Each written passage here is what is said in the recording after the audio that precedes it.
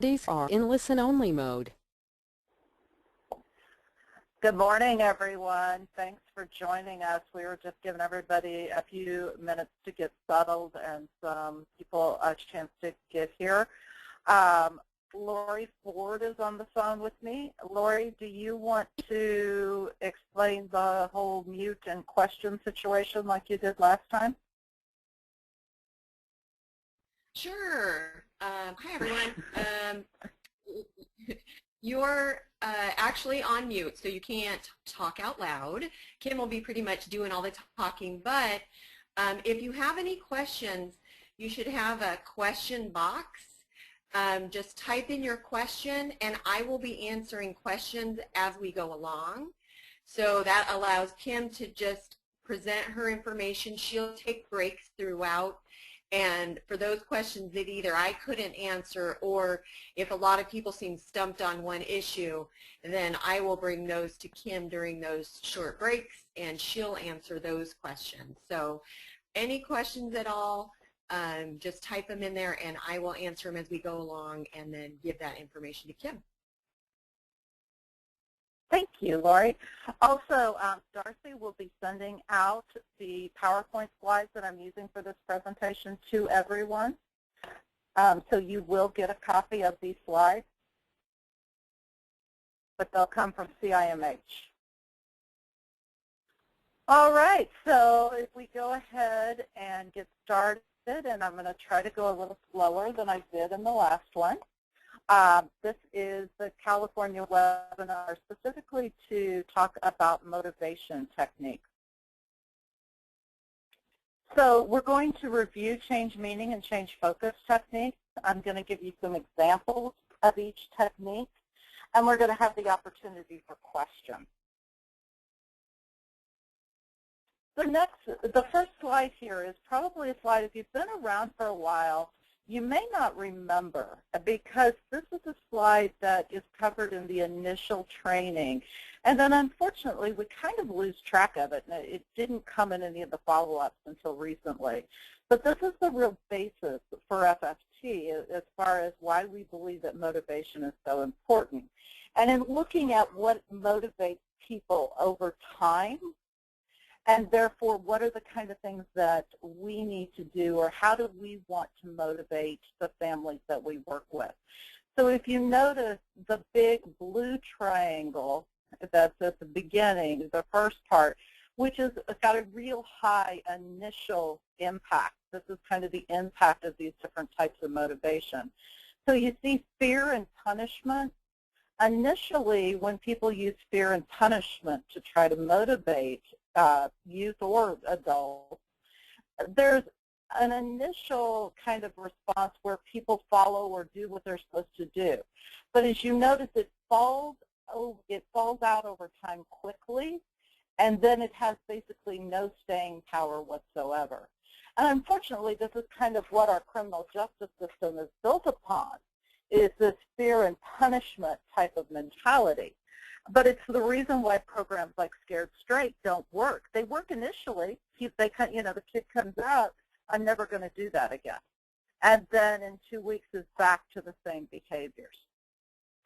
The other thing that people use to try to motivate, and I always say this is the one that my mother is really good at, and that's shame.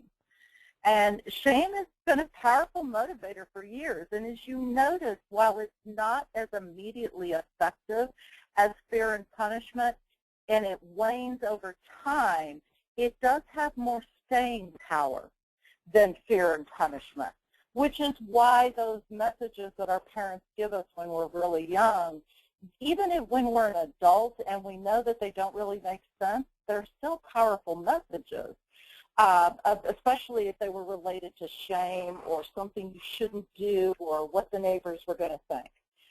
And then hyper are kind of this understanding, the idea that if you understand what you do or why you do it, that it'll help kind of motivate you to change. Notice it's pretty high in the beginning, but it also wanes over time, and it wanes pretty quickly. But the thing that has the most positive impact on motivation is a positive alliance with people and hope for the future. And so that's why we base how we motivate families in FFT on this kind of idea of building positive alliances with the therapist and the family and among family members. And then that builds their hope for the future. And so if you think about it in terms of a youth, especially even a one-up youth, they still love their family. They still care about their family. So they're going to be more motivated by keeping a positive relationship to do certain things than they are by any kind of punishment that they know the parent's not going to follow through on or really doesn't impact them. And so that's why that this positive alliance and hope is so important in FFT. So since this is a slide I know a lot of people haven't seen in a while, I'm going to stop right here and just ask if there's any questions.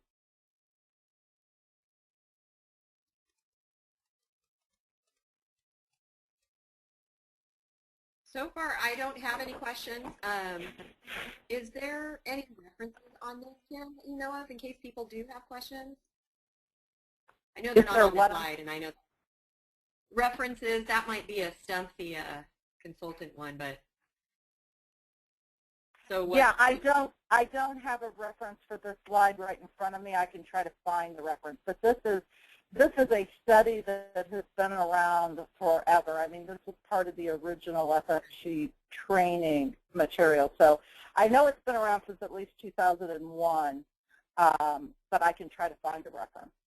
Okay, and I was sort of delaying a little bit in case there were questions, and nobody asked one. So there you go. All right, so we'll move ahead. If I can get the slide to go to the next slide. There we go. So just a brief reminder of the phases in FFT. And notice how we're separating out engagement and motivation. And no, we're not going to change the progress note. We're not going to do anything like that. But I think what happens a lot of the time is people spend a lot of time engaging a family, especially like in the first session. And really, engagement is all about getting them in the session, whether it's in your office or in their home, getting to that first session. After that, everything you do in the first phase is about motivating and assessing relational functions. So the motivation phase of FFT, we want to create a context for change, meaning that we want to create a situation, a different experience for this family. Keeping in mind that the majority of families that come to us are going to come very negative, very blaming, very hopeless and helpless. And so part of what we want to do is create this idea that there is hope, that they do have strength, and that there are things that can change and that they're capable of making those changes. We want to decrease conflict. Notice it doesn't say do away with conflict, but we want to decrease it. We want to increase hope, and we want to build balanced alliances. And we want to do this for the therapist and the family to each other. So if you're working with the family and the kid doesn't really like you, I mean, they're okay with you, but like on a scale of 1 to 10, they're like at a 5. You want mom to be at a 5 also, as far as how she feels about you. What doesn't work is if mom's at a 10 and the kid's at a 2. So you're really working to where they both see you kind of as being on their side and not taking sides against them. The skills that it takes as a therapist is it takes interpersonal skills, of course it takes clinical skills. I think one of the biggest things is it takes the ability to be contingent.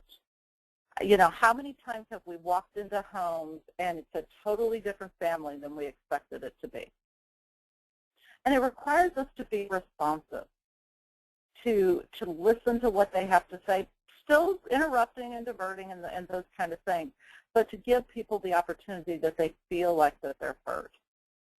So our focus is to be strength-based, to be relational, to be non-judgmental and respectful.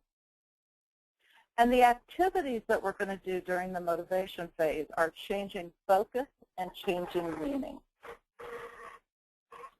So I'm going to use a case example to give you guys some ideas. And this is a case that I worked with when I first started doing FFT. So certainly I wish I could do it again, but it did turn out to be a successful case. But it was a 14-year-old African-American female. Her parents were divorced, and Youth really spent about 90% of her time with her mom. Mom had a closed head injury during adolescence, and she functioned at a lower cognitive level. And the really kind of sad part about it was that because Mom had functioned at a normal cognitive level until about age 13, she was well aware of her limitations, and it really bothered her. Dad is a well-known drug abuser, dealer in the community. There's multi-generational involvement with police and justice systems. Youth was at an age-appropriate level in school, but she struggled in her peer relationships, both at school and in the community. And before she came to FFT, she had a runaway pattern that was several runaways, usually pretty much short duration, less than 48 hours.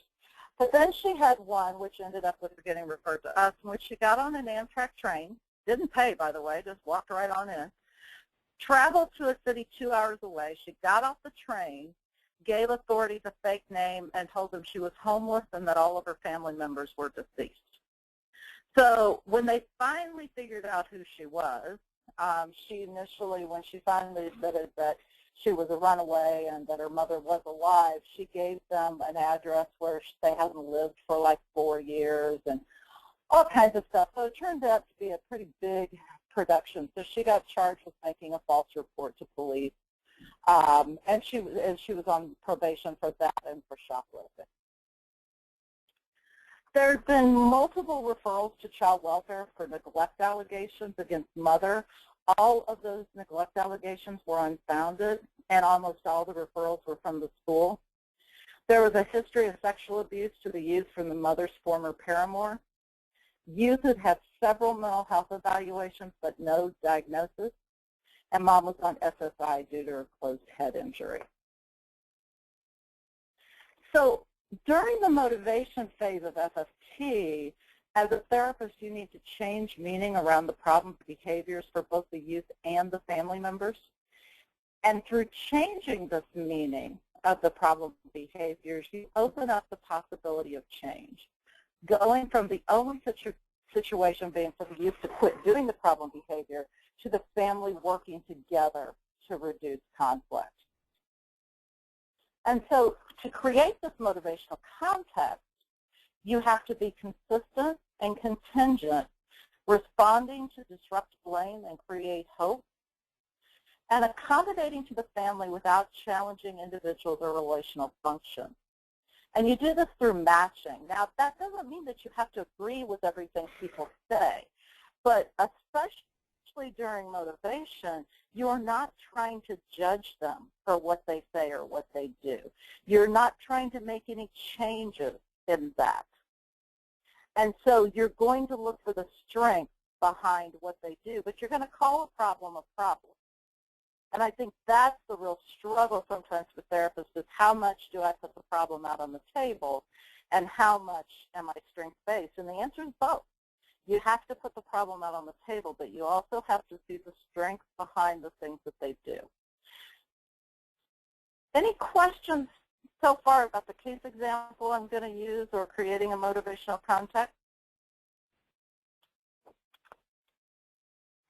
I haven't gotten any yet, Kim. Okay. So matching is a philosophy as much as a technique. And it's a really, matching to clients is working hard to respect and understand them, their language, their norms, what they do, who they are. And in the motivation phase, it really is all about them. Dr. Alexander says, you know that you're matching well to a family when they feel heard and they feel respected. So for this particular family that I used in the case example, the ways that I matched to the family was that I remained calm when Mom got easily excited. Okay, so every single session, and this was from engagement, from motivation to generalization, when I would show up at the house, the first words out of Mom's mouth were, you need to get this kid out of my house. And she would be real excited, almost frantic. And my being calm helped her to calm down, and it helped the youth to feel more comfortable, kind of modeled for the youth what to do when Mom kind of got to that state. I had to use real basic language due to Mom's cognitive abilities. I had to ask her a lot if she understood. And she was okay with this. But I always say, okay, now, what I'm saying, does that make sense to you? And then I also had to recognize youth's influence in the family and the fact that Mom really needed her assistance in certain day-to-day activities. And so on the one hand, she was a child, and on the other hand, she had to be responsible for certain things. And Mom was a very, very responsible parent, but she did need her daughter's assistance in certain things. So it was a struggle for both of them, this kind of child versus responsibility that this kid had been playing for a number of years. So I had to recognize the fact that youth really did help Mom out in a lot of things. So the techniques that we use in the motivation phase are to first we change focus. And when we're talking about change focus, we'll go into this a little bit more. But it could be from positive to negative, from individual to family.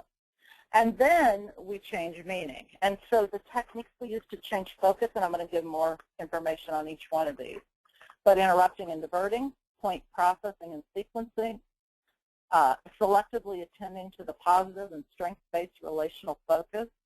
Most important in change focus is do something. Don't just sit there. Create a different experience than they have when you're not there. Change meaning are things like theme hints and relabels, reframe, and reframe plus, and don't even worry about that, and themes. So change focus techniques are used to change the focus for the family. It could be from a negative to a positive, from individual to relational, to outside the family to inside the family, or simply from negative to less negative. So going through the various techniques, interruption and diversion is a change focus technique used to interrupt negativity and blaming. How you do this is part your personal style and part matching to the family. So with some families, you need to acknowledge you heard what the blaming person said and then move to another technique. So you just simply say, Mom, you know, I hear that you're really worried about your daughter. Okay, then do a strength-based statement. This tells me that this is really important to you. Other families, you can just simply jump in there. You don't have to acknowledge, really, the hearing part of it. You can just kind of jump in and say, yeah, and you know what, Mom, you really are worried about your kid.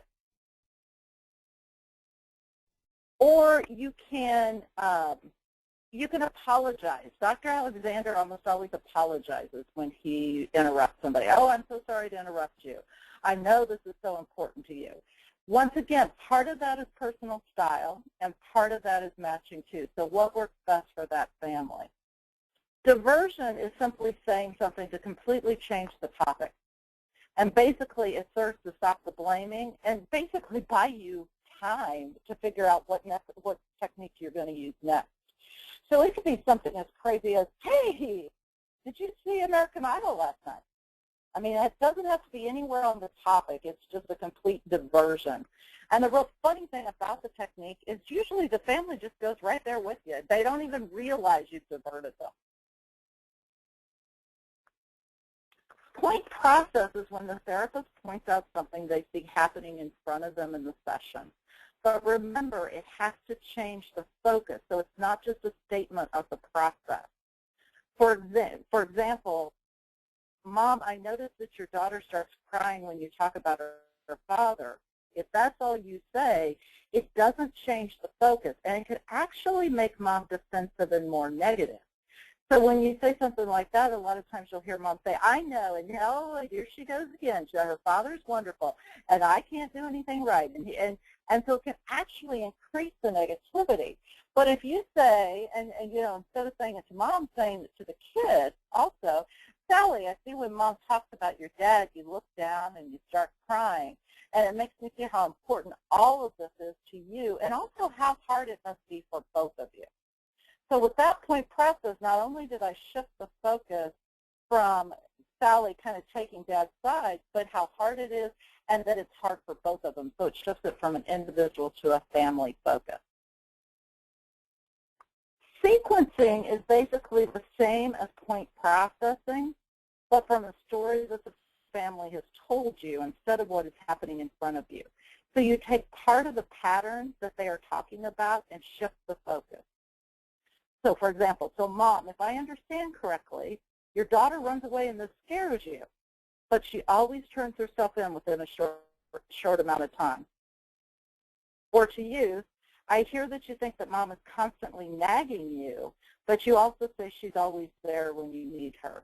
And these are actual sequences I used with this family. Strength-based relational statements are statements that bring family members together and selectively attend to their strengths. Now, remember, it has to be relational. If you say to Mom, Mom, you care about your kids, that's about Mom. It's not about the two of them together.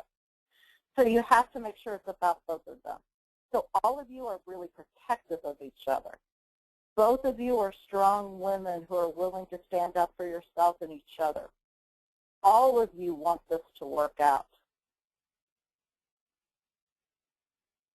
Questions so far about change focus techniques? So far, no questions on this. I do apologize to people. I wasn't getting the questions earlier, but there was a question on contingent. I'm not sure if Gabriella felt like that question was answered or not. So if you still need support on that, Gabriella, shoot me another question. But other than that, things are looking pretty smooth, Kim. Okay.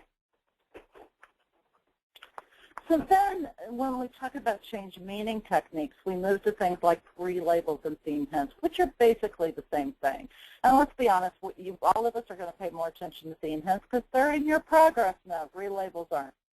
But relabels and theme hints provide an alternative benign label. It's a short comment about a positive alternative domain, especially emotional or affective, that tends to arouse less blaming and negativity.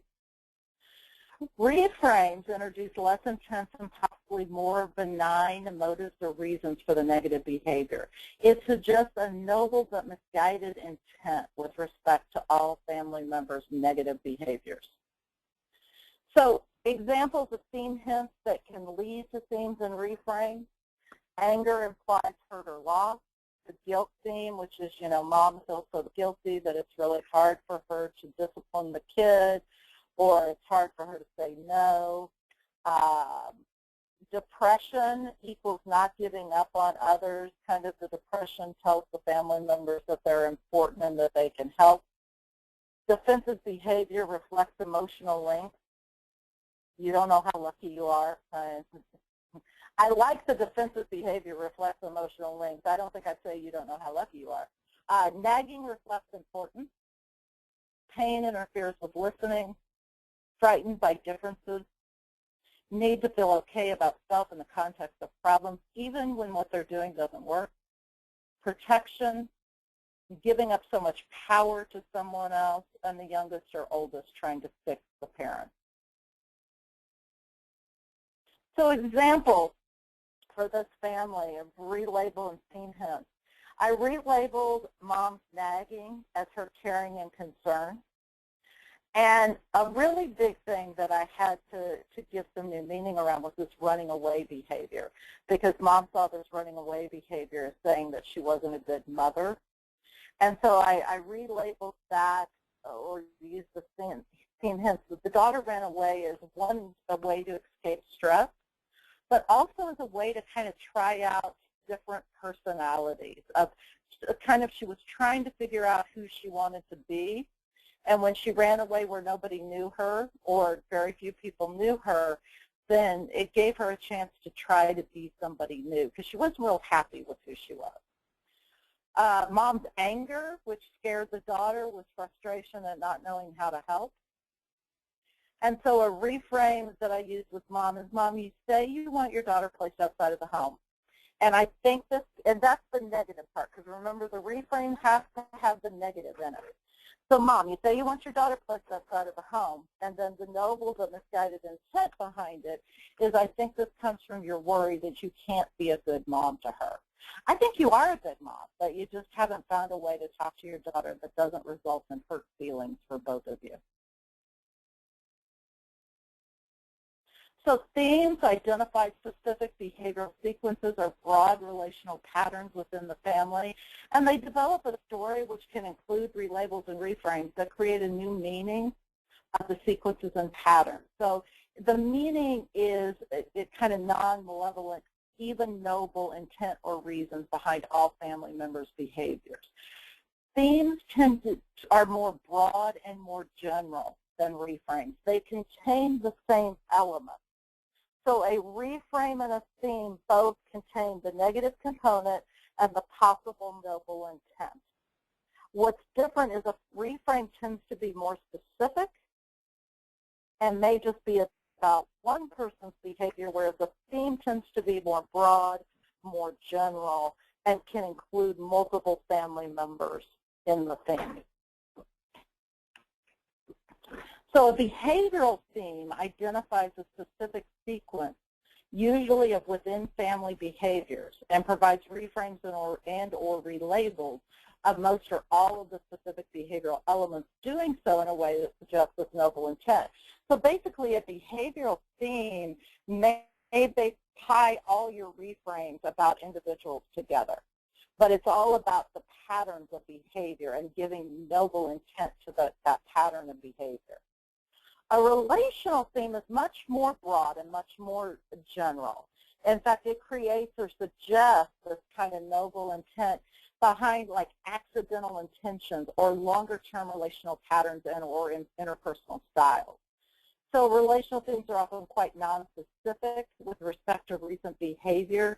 They often capture years of relational unhappiness, dysfunction, and negative attributions about self.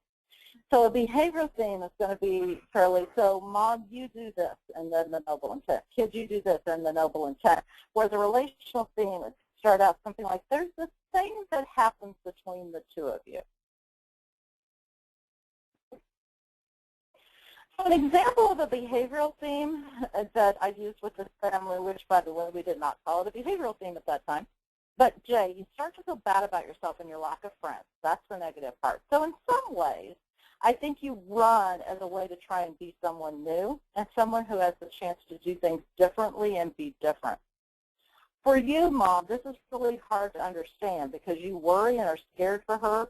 And the truth is that, Jay, you are in danger when you're out on the street.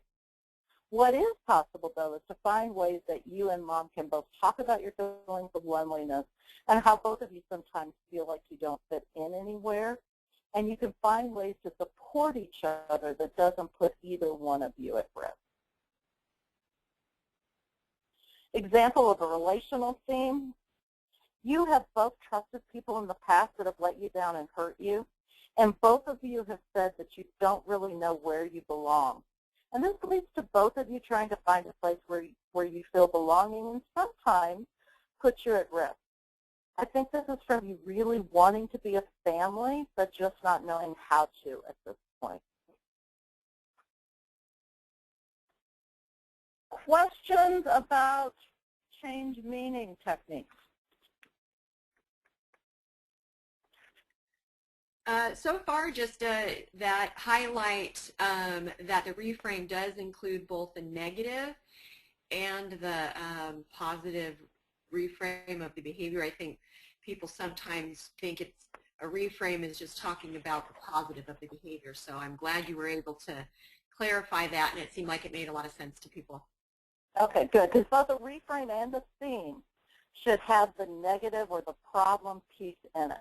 If not, it's going to sound to a family like you're simply got rose-colored glasses on and that you're not really acknowledging that there's a problem. And so that's why it's so important that you give the noble intent, but you also recognize how it's a problem for that family or that it's a negative thing for that family.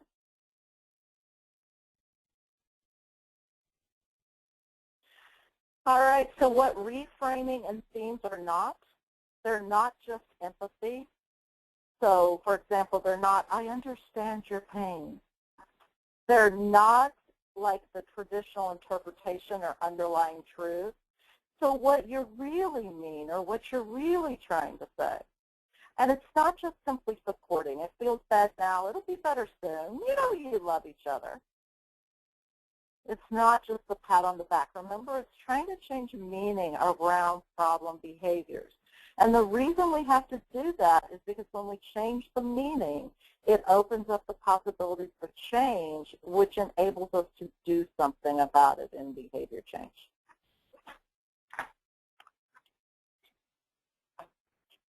Let me give you another case example. A 15-year-old male born in Guatemala. He was sent to live with his maternal uncle and family when he was 8. The uncle and aunt have 3 biological children and consider Youth their own son.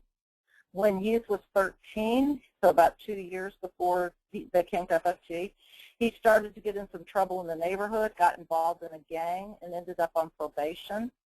And the uncle sent the Youth to live with another aunt, which he was there for 8 months. During this time, the biological mother tried to enter the country illegally and was detained. She was released 1 week before FFG started and came to live with her brother, the one who's been raising the kid. And so the uncle let the Youth return home so that he could spend time with his mother. Now, this was a case of externship, and it was the most recent externship.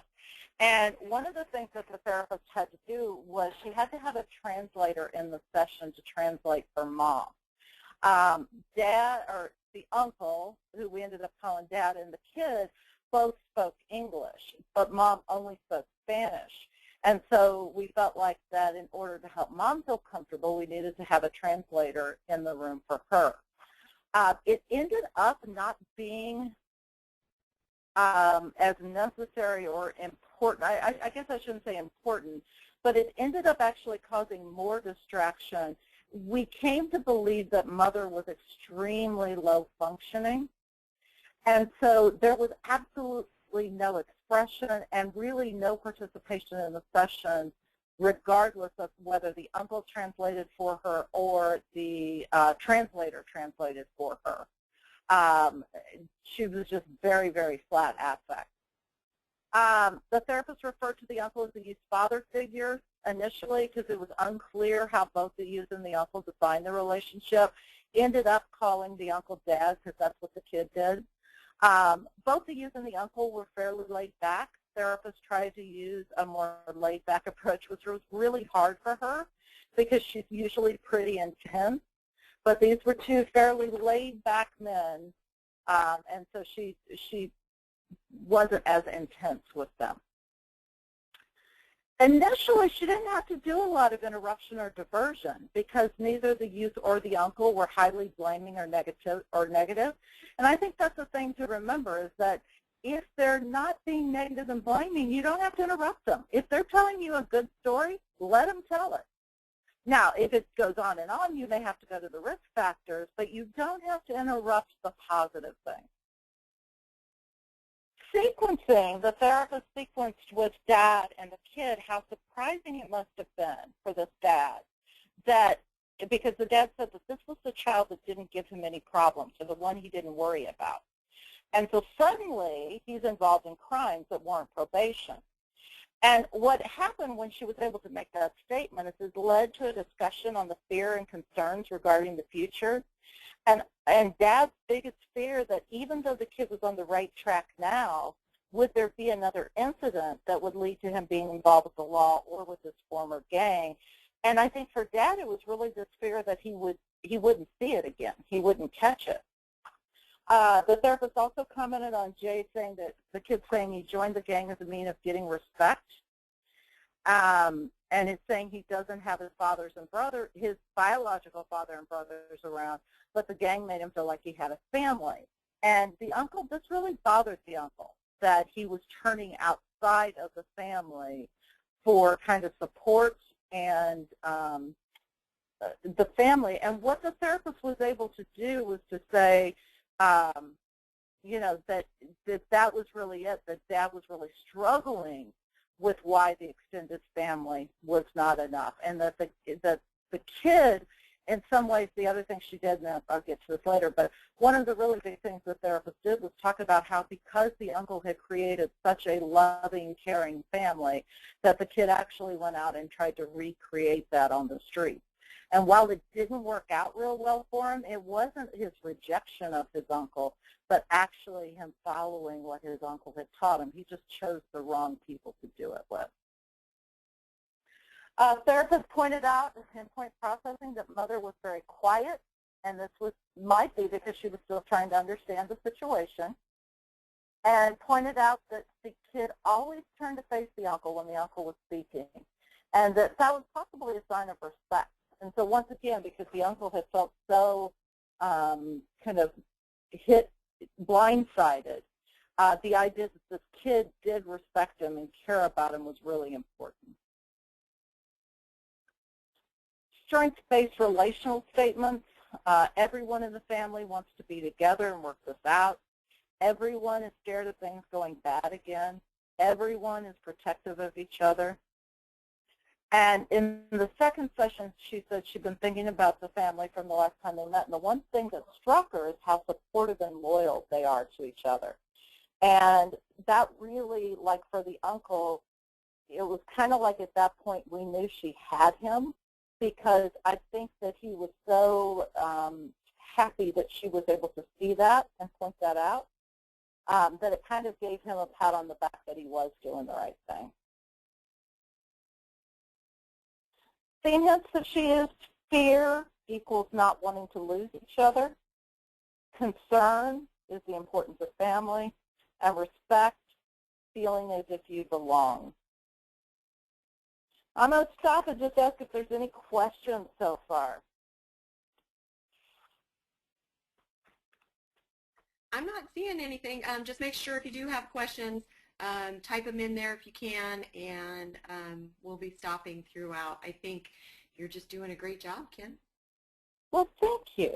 I'm trying to slow down. You're doing good. I think the examples are really helping sink it all in. Okay. So as far as reframes go, the therapist reframed the uncle sending the kid away, not as a means of punishing him, but as a way to protect him and his other family members because of his fear of what the continual involvement in the gang could lead to. And then also reframed the uncle's anger towards the kid as concern and kind of this feeling of not knowing what else can be done to protect him. And since he didn't know what to do, he kind of got angry instead of sad. And the kid's behavior staying out late with his gang was a means of protecting his family from what he was involved in so as not to hurt them. His coming home indicated that he felt safe and that the uncle staying up showed that he was worried about him. Additional reframed, and this was the one that had a lot of power with the dad or uncle, was wanting to belong and enjoying the respect he gets from being in a gang is similar to what he got in his family. However, it came at a high cost because he paid the high price of losing his freedom and disappointing his family, particularly his uncle, who had been a dad to him. But that really it was about trying to recreate what he had at home. And then expressed how difficult it must be for the uncle to observe his son taking up with a gang and transferring that same loyalty he has in his family to a group that didn't have the same loyalty for him because they helped him engage in behavior that got him in trouble. And so one of the uncle's biggest concerns was that even though this kid had got out of this gang, he was really afraid that when school started again and he was seeing a lot of the friends, that it would be easy for him to fall back into old patterns of behavior. Behavioral themes discuss the theme of protection in the context of the uncle wanting to keep the kids from bad influence, but not always going to be around. And that the kid wanted to be free. He wanted to get off probation, but at the same time, he's having a hard time when he runs into the gang member friends because he doesn't want to be thought of as a coward. Other behavioral things that uncle worried about him getting involved with his former gang or an illegal activity and not being able to protect him if this were to occur. And the kid wanting to continue on the right track so he can be free, but the pressure that comes with doing the right thing all the time weighs on him. He wants to rebuild his relationship with his uncle, but he knows that his uncle's constantly worried about him and whether the current change is going to be long-term or will the family have to deal with another incident, and really pointing out that this kid didn't want to disappoint his uncle again. Relational theme, all of you have experienced the loss of family. When Jay was sent to aunt, when mom had to send Jay to live with his uncle, when mom was jailed, and yet you still keep trying to repair and regain the sense of family. Things get more intense due to the fact by losing this once before, you are almost afraid to try again. So a lot of times I hear say, well, what do I do to change the meaning? You use these techniques. So using the techniques helps you to meet your goals and motivation. So you build alliance through not taking sides. Strengths-based relational statements are really powerful with that. You reduce blaming and negativity by changing focus, whether it be interrupting, point processing, sequencing, scene hints. Then change meaning. You build a relational focus with all the techniques, but especially by using the change meaning techniques, which bring people together. And you build hope when you change meaning and offer family a new way of viewing the problem and therefore open the door to new solutions. Why is changing meaning so difficult? Well, mainly because families come to us with a long history of trying to find a way through their pain, their anger, and their hurt. And in order to do this, they try to define the problem that causes these feelings. And unfortunately, the way they define it can often lead to more pain, anger, hurt, and lack of resolution. Well, so we start to offer new meaning and new experience. But remember, people are going to fall back into old patterns of behavior because it feels comfortable. You must be as relentless with your attempts to change meaning as they are with their lack of hope. So this is really hard work. There's no magic potion you can sprinkle on a family and make it easier. And you have to keep doing the change focus, change meaning technique. Repeat, repeat, try a different technique, and repeat again.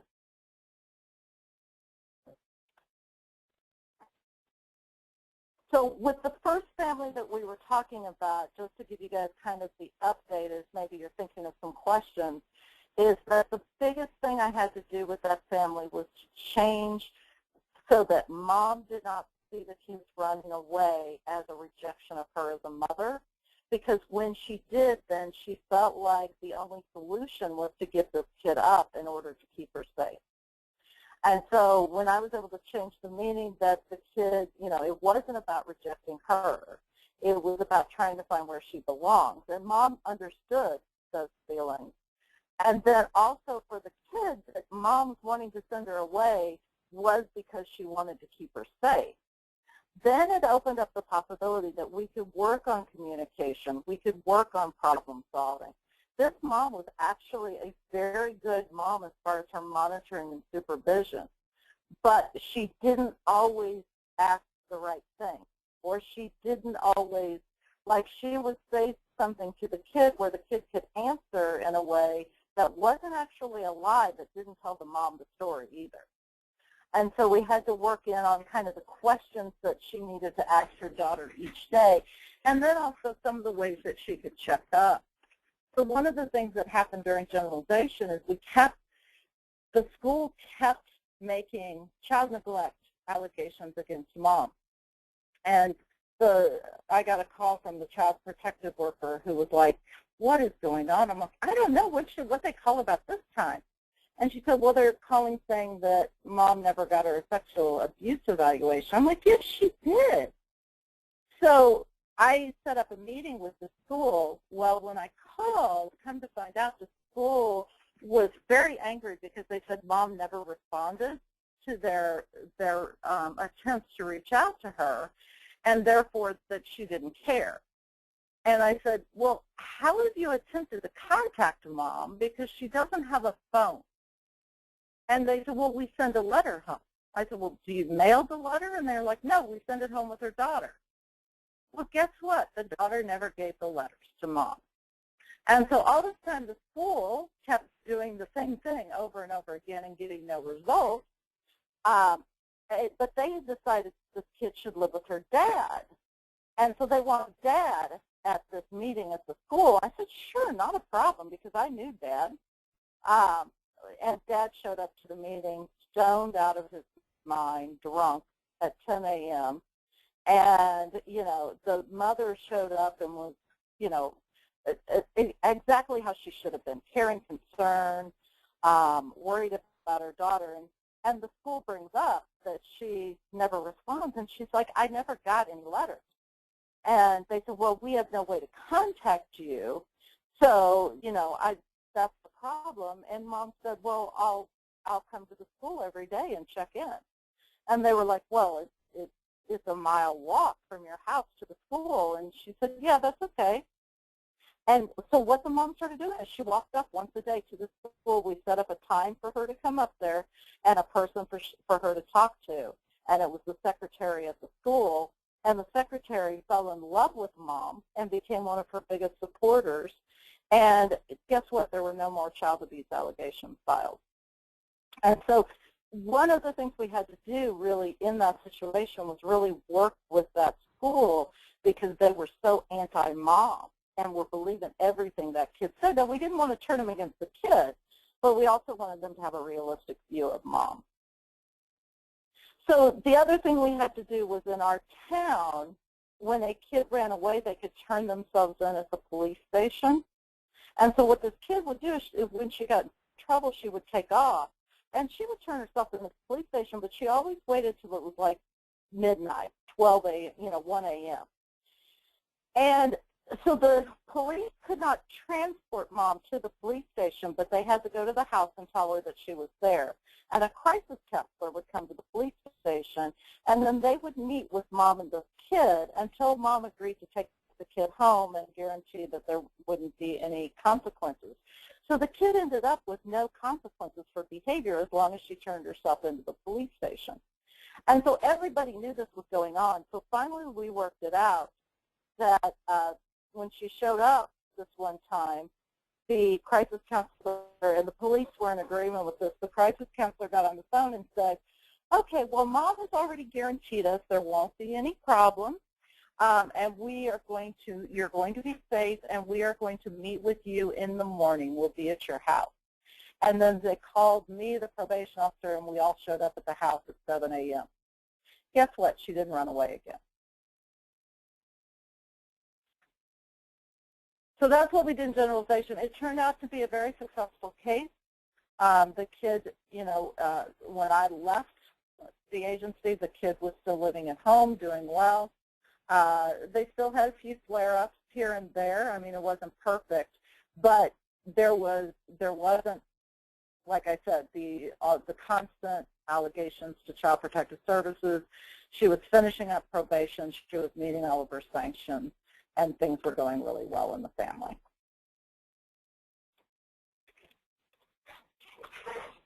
Questions?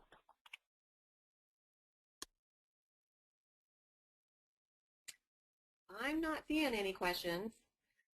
One thing I know that I hear a lot is when you have one really negative person in session, sometimes it's the whole family, but sometimes it's one person who's really, it feels like they're almost invested in the problem focus being on, for instance, we'll just use the example of a parent who's really negative towards the child and blaming and negative. So if you could kind of talk about that for a second. Okay. I think the first thing to remember is that's where you put all your focus and all your energy.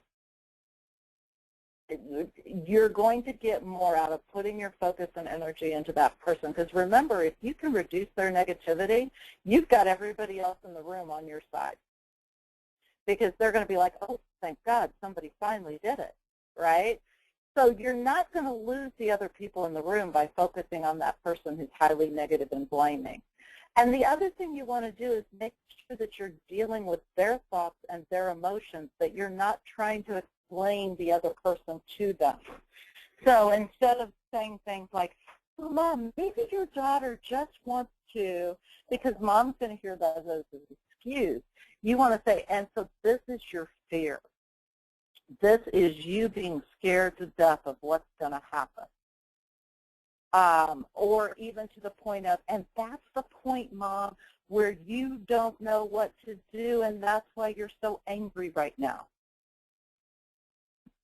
Instead of saying, well, I wonder if your daughter's just trying to be independent. Because that just raises Mom's negativity, or Dad's, whoever it may be. So really sticking with the person who's blaming, talking about them, talking about what they're going through, not trying to explain the other people to them, being as relational as possible, but put your energy there and then move to the other people in the room once you've been able to, even if you just reduce it a little bit. But don't be afraid to put your energy into the person who's the most negative and the most blaming.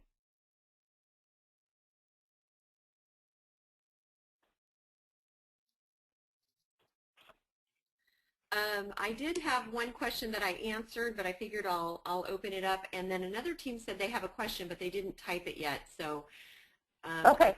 do you want me to unmute them or have them type it out? I asked them to type it, but they haven't typed it yet. So Okay, well, tell me the first question. Let's see if they get it typed out well.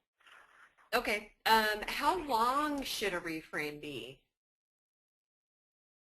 As long as it needs to be to get the job done. Actually, that would be a matching answer, would be my answer, is that if you, like with this family, I couldn't have done really long reframes because Mom wouldn't have been able to track that much. I couldn't do really complex themes because Mom couldn't track that much. But if you've got a family that can track it pretty deep and you want to do some long, drawn-out reframe or things, great, more power to you. Perfect, let me give you this case example because it's one of my favorites. I had a therapist in Colorado, and she was working with this family, and she's trying to come up with one of those beautiful, intense themes, right, that we all dream about. And so she says, she is talking to this family, and she said, you know, I've been thinking about you, and I almost imagine that you're all like in a circus together, and you're trapeze artists, and you're standing up on the ledge, and as the trapeze swings to you, you reach out and you don't quite get it, and then sometimes you're able to get it, and you're able to swing to the other side, and sometimes you fall, but there's no net for any of you, and you're afraid of and it was this beautiful, elaborate thing. And when she got done, right, after this 5-minute kind of story, she looks around, and the family is giving her this look of, what the hell are you talking about? Excuse my language. But that was the look they had to her. And so the mom looks at her, and the therapist says, so you didn't understand that, did you? And the mom said, well, do you mean that we shovel the shit under the carpet? And the therapist went, yeah, that's exactly.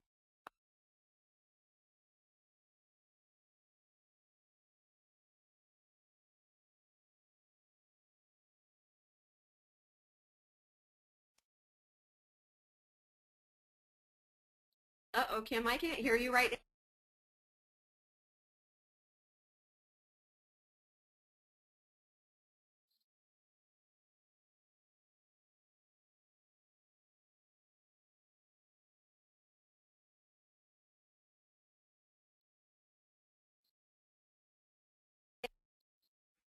Hey, Kim, can you hear me? Because I'm hearing from other people they can't hear you either. Can somebody say whether they can hear me?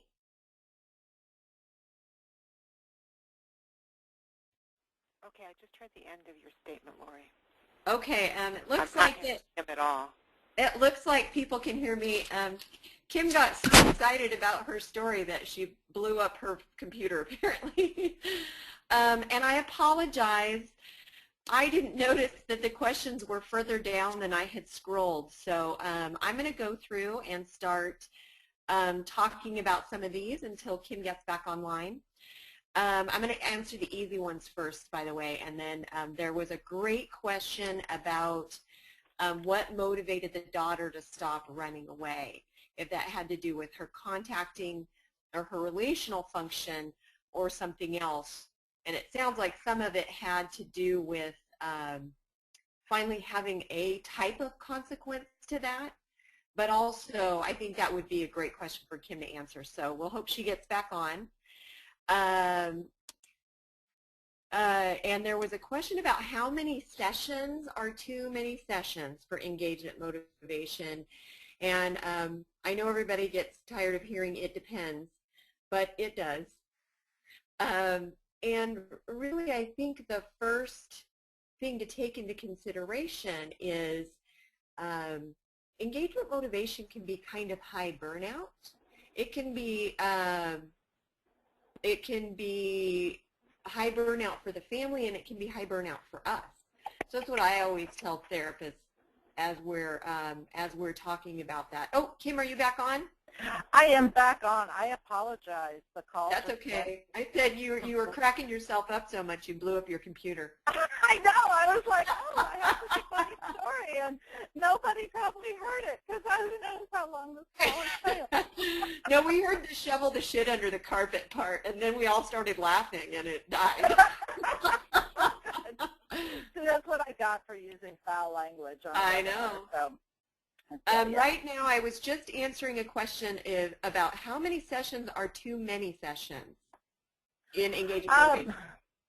I think that varies. So I'm going to tell you that, first of all, there is no number of sessions for any phase. There is no FFT documents that say it's 4, 4, and 4. There is no FFT documents that say 7's too many, 2's too few. So it really has to be about when you've met those goals of the motivation phase. I do see people staying in motivation too long, not because I think they want to stay there, but because a lot of times I hear people say, well, I think I need to still work on my alliance. But I'm telling you, if they've got a new meaning around the problem, move to behavior change and work on your alliance through behavior change. The only time you really can't move into behavior change is when there is not a new meaning around the problem, or they're at least not able to talk about it differently at some point.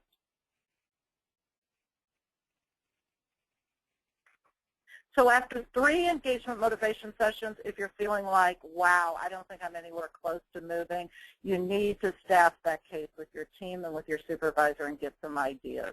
Mm-hmm. That's probably the best thing is if you feel like after 2 to 3 sessions you're kind of spinning your wheels, definitely staff that case with your team. Yes. We also had a question requesting a little more elaboration on your case with the girl who ran away. Was there a relational function aspect to that? Was she more contacting, or what helped influence her to stop? It's interesting because this is one of those rare cases where you have a kid who ran away, and normally you would think that that was something that would look at being kind of a autonomous behavior. But for this kid, because of what happened in the runaway, the whole pattern of turning herself in at the police station and things like that, it actually brought her a great deal of contact. And that, coupled with just their day-to-day interactions, we determined that the kid to mom was more connected and that mom to kid was midpointing. And so the interesting thing about mom is when she was connected, she was really connected, and when she was autonomous, she was really autonomous. And so it was a definite hot cold for the kid. And so, you know, we had to shift mom to more of a positive midpointing, where she gave some positive praise to this kid as a way to kind of connect with her, and then also was able to kind of give consequences but then walk away from it, not kind of basically give the kid the silent treatment for days type thing. And then with the kid, we had to help her find her connection with mom in particular, but then also in generalization, help her find her connection with the community in more positive ways.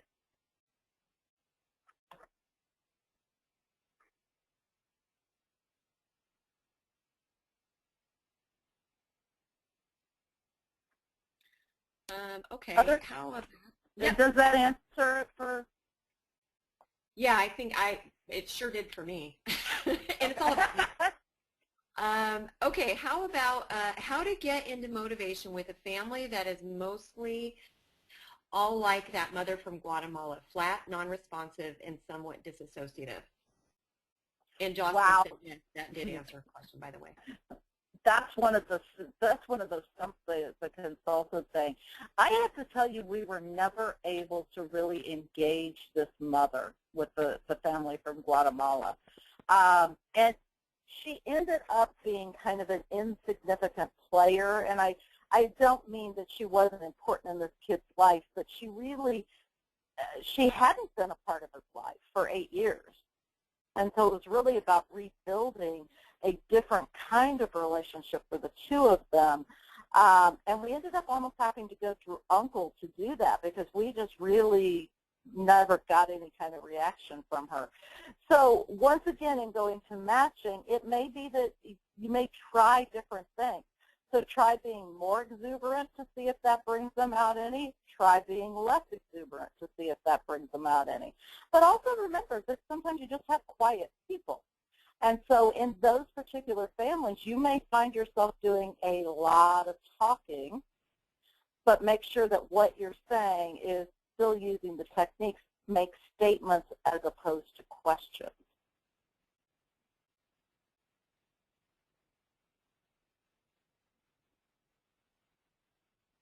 I just wanted to highlight that last thing you said because I think that's so true, and it can be more matching.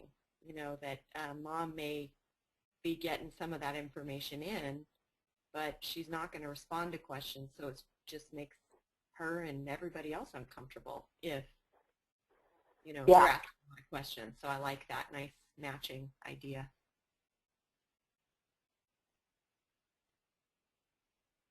Any other questions? And also with that, Mom, what we ended up doing, because she seemed so uncomfortable, that we actually didn't have the translator, and the translator was an FFT therapist, but we ended up not having the translator in there and letting the uncle translate for her because she seemed more comfortable with that.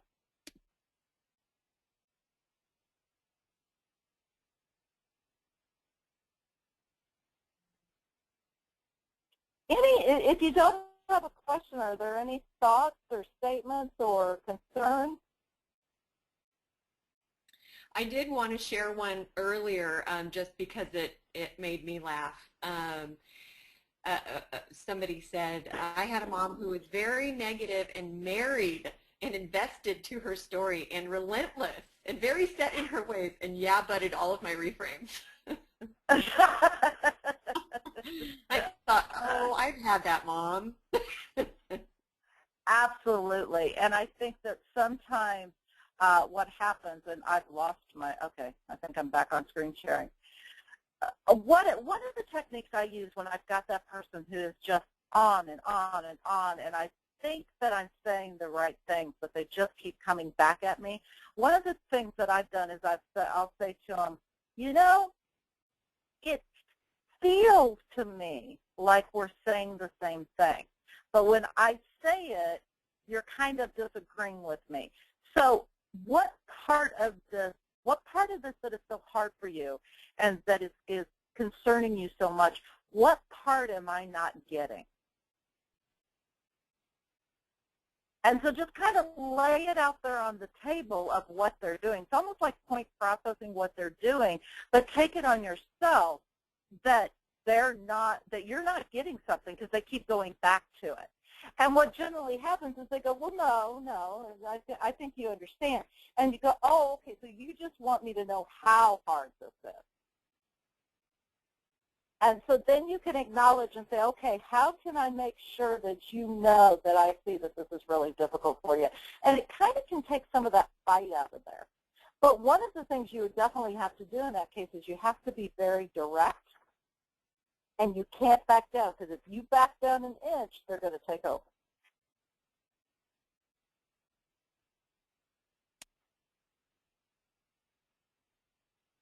Well, Kim, we've decided we all hate you and we all want you in all of our sessions. Well, that's good. As long Because you're so much better at it. as long as you all hate me, I have Balanced Alliance, so it's okay. It's sort of a love-hate thing. Okay, how about engaging a youth who's just not engaging and doesn't seem motivated after 5 sessions? I know that there's no information in that, but examples. I think that a lot of times what I do then is I definitely want to talk to my team about it. And the reason being is because sometimes when somebody's not sitting in the room and they're not dealing with the personality and they're not dealing with the cockroaches falling on their head, they can see what might motivate a kid, or at least what the kid would lose if they agreed to help. And so then it gives you a different perspective and some new ideas of what to go in there with. Because generally what I find is a kid, if there's 5 sessions and you're not moving them anywhere, they have a sense that if they agree and start participating, they're going to lose something. Now, for some kids, that them being in trouble is the only thing their parents agree on. And so at least it brings their parents together. Other kids, it's, I'm getting to do what I want to do when I want to do it. Why would I want to change that? And the sense that we're trying to take away their power, or we're not recognizing their influence.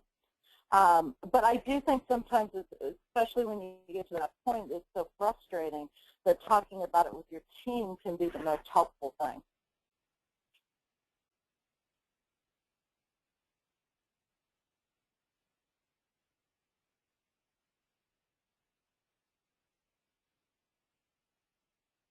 I'm not seeing any responses, so I'm hoping that really helped answer the question. Well, and I think, like you said earlier, Kim, by session 3, if you're not feeling any shifting, you really need to bring it to your team, because session 5 can be pretty, you can be pretty burnt out by session 5. Well, yeah, I think as a therapist, you're burnt out by session 5, right? Yeah. So yeah, you can for imagine sure. as a family, but, you know, we're working with a family in Denmark right now where the parents were great during the motivation phase. I mean, they were just all for it. Everything looked good, moved them into behavior change, working on problem solving, and then they started, well, this isn't what we need. Well, okay, so what do you think you need? Well, we need him to do what he's supposed to do. So she went back to the themes and reframes and everything. They agreed with all of them. But every time she goes to try to do problem solving, they start arguing with her about that's not what they need. So we even tried something different, you know, to see if it really was just they didn't like the concept of problem solving. No, they argued that too. Well, what we've come to decide is that mom is highly connected to dad, but the only way she contacts with him is around negativity with the kids. And so if we take away the negativity with the kids, I think she's afraid she has nothing to talk to dad about. And I think dad doesn't know what to do. He just wants her to, I mean, honestly, I think he just wants her to shut up. And so he kind of just agrees with things to get her to shut up. And so we're going to have to go in and basically work on bringing mom and dad together to communicate and problem solve more in the beginning, as a way to get them then to problem solve with their son.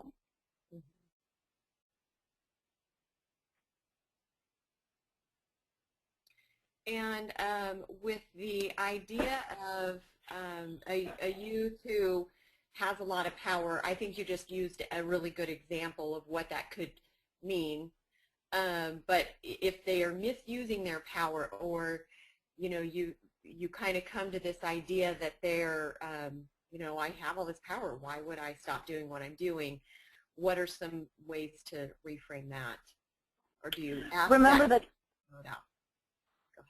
I think remember that even kids who are 1-up tend to still have a care about their family members. And even if they're really angry with their parents, they have a sibling or somebody they care about. And so it's about talking about how finding different ways of doing things helps to improve those relationships, helps the people that they care about. That is going to be more motivating to a kid than do this or I'm sending you to detention. Do this or we're sending you away. Do this or we're punishing you, especially when they know they're not going to be punished. And so so once again, even with a kid who's 1 up, we would really believe that it's about improving the quality of relationships that will motivate them to do things differently.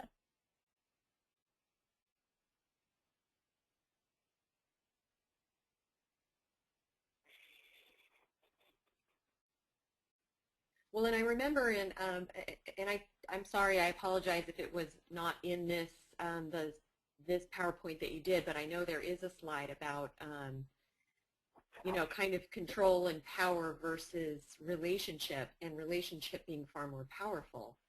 You know, Yeah, I think, that was actually in the last webinar that Jim and Mike did. okay. It was about the quality, and we put those in the follow-up slides now. That the way that you kind of get control of a misbehaving 1-up youth is through improving the quality of relationships. I'm not seeing any new responses, so does that feel like it answered your questions, folks, on that one?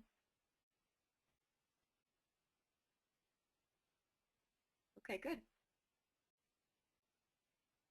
All right. Any other questions? Not that I see. The other thing would be we're going to be having this series of webinars once a quarter. So for those of you who are on this call right now, if you have ideas for future webinars, if you could share them with your supervisors, and if you could share them with your consultants, the national consultants if you're in phase 2, the statewide consultants if you're in phase 3, and just give us ideas on webinar topics that we can do for you.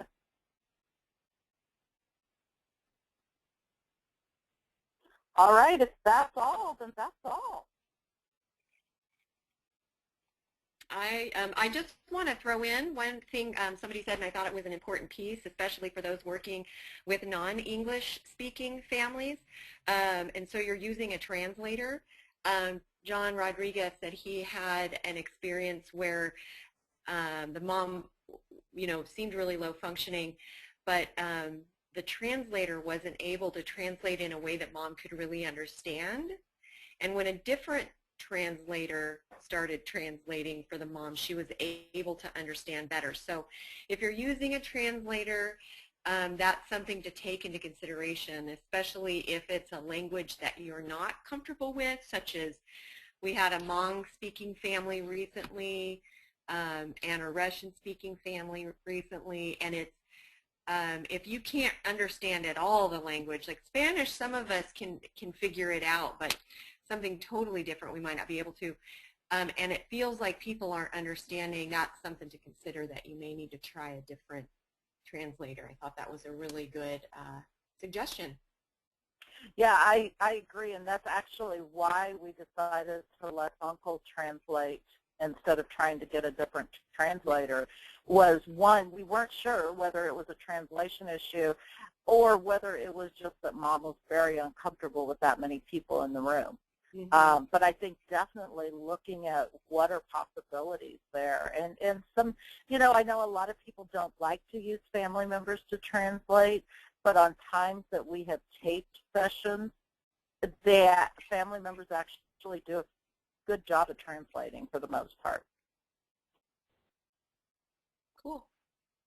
And one idea, just to stick in the hat, and everybody feel free to talk to your site leads, and your site leads can talk to your consultants, and we can throw other ideas in the hat. But how to evaluate relational functions and making behavior change plans. That's always one that comes up. So the first one in the ring.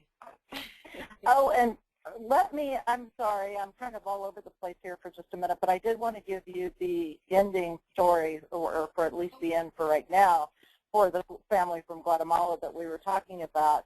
The therapist actually ended up focusing mainly on the uncle and the kid, and she worked in behavior change. The first skill she taught them was each day checking in with each other on one high of the day and one low of the day. And what she discovered in helping them practice that was that the uncle really didn't want to know about the lows. Well, he did, but he didn't know how to go there. And so she really worked with him on not having to solve it, but almost kind of doing some active listening type thing. And so he felt much more comfortable with it, and then really practiced that, and then also the sandwich technique. And then in generalization, they put together a relapse prevention plan around kind of the things to look for, like what the warning signs might be for the uncle, and then what he could do with those warning signs also for the kid. Also linking the youth to a support person at the school, which was hard to do because school wasn't in session and they don't like to work in the summers. And but doing that, and then also getting some supportive services for moms. And so when externship was over, the case closed out successfully. The kid still has some sanctions to complete for probation, but if he can get those sanctions completed, then they're going to recommend him to be off probation. Yay. Yeah. Oh, and I do want to let you know, Kim, there were lots and lots of thank yous, and it was very helpful and such. So kudos to Okay, you. great. Very helpful webinar. Wonderful. I'm glad. Well, everybody have a good week. Like I said, let your supervisor know some ideas for future webinars, and definitely we can always do the relational assessment behavior change one, but if there's other ideas as well, let us know. Thank you. Thank you. Goodbye. Bye.